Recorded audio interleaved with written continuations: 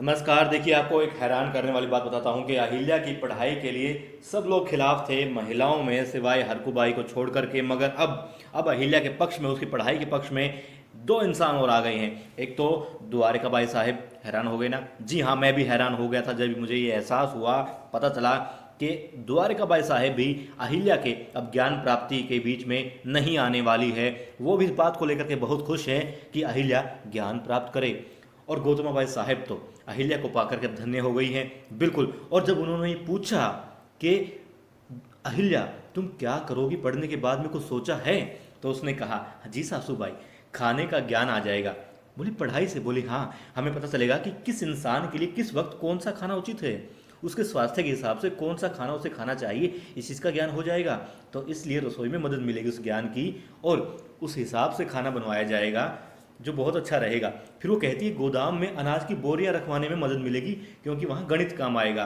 गणित से कितनी बोरियां आई हैं और कितनी बोरियां लग चुकी हैं, इसका पता रहेगा, इसका ज्ञान रहेगा।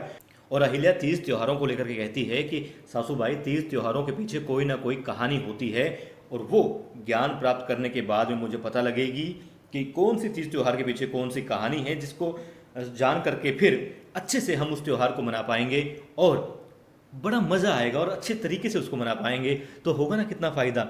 और उसकी मासूमियत के लिए अहिल्या की सासूबाई कहती हैं, और तुम क्या करोगी? वो कहती कि मैंने और तो कुछ सोचा नहीं। तो कहती, क्या सारा ज्ञान तुम अपने घर के लिए लगाओगी? सारा परिवार के कल्याण के लिए काम आएगा? अहिल्या कहती है, हाँ सासूबाई, मैंने तो कुछ और सोचा ही नहीं। तो इस वक्त जी हाँ, सारे भय दूर हो जाते हैं गौतमीबाई साहब के, और वो बहुत खुश होती है। और वो कहती है कि अहिल्या, यदि जो बात तुमने कही है वो सही हो जाती है, तो इस दुनिया में, इस संसार में मुझसे सुखी औरत कोई और नहीं हो सकती। हाँ, मुझे मालूम है कि इसमें थोड़ा वक्त लगेगा, मगर मैं उसकी प्रतीक्षा करूंगी। और ये बातें कोई सुन रहा होता है, आपको तो मालूम है कौन है जो साए की तरह पूरे महल में घूमता रहता है। जी हाँ, द्वारिकाबाई साहिब की खास दासी।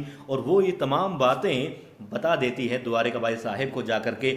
अब द्वारिकाबाई साहिब भी बहुत खुश होती है, क्योंकि उसे मालूम पड़ता है कि अहिल्या का ध्यान राजपाट पर नहीं है, राजगद्दी पर नहीं है। वो राज नहीं चलाना चाहती, वो तो रसोई में ही अपना ध्यान लगाना चाहती है। और द्वारिकाबाई कहती हैं कि बहुत दिनों बाद दिल को सुकून देने वाली कोई खबर सुनने को मिली है। वो कहती है, मैं बहुत खुश हूँ, और मगन रहने दो अहिल्या को अपने घर में, अपनी रसोई में, अपनी गृहस्थी में। और यही वो समय है जब अहिल्या के साथ में द्वारिकाबाई भी आ जाती है। जी हाँ, ना चाहते हुए भी। मगर अब द्वारिकाबाई जो है, अहिल्या की पढ़ाई के बीच में कोई भी अपनी अड़चन पैदा नहीं करेगी। ऐसा हो सकता है क्योंकि उसका अब इसमें फ़ायदा दिखाई दे रहा है। तो सारी माताएं जो हैं अहिल्या के साथ में हैं।